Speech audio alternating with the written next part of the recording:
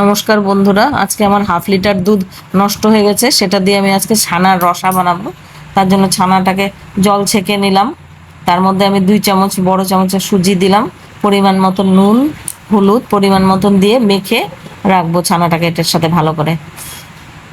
আর ওদিকে ছানার জলটাও রেখে দিব। এখানে আমি মশলার জন্য একটা টমেটো নিয়েছি, লঙ্কা আর আদা, এর মধ্যে ভাজা তিল 2 চা চামচ দিলাম, দিয়ে একটা পেস্ট তৈরি করে নেব। এবার ছানাগুলোকে বল বানিয়ে ভেজে নিব। একই তেলে আমি এবার আলুগুলোকেও লাল লাল করে ভেজে নিব।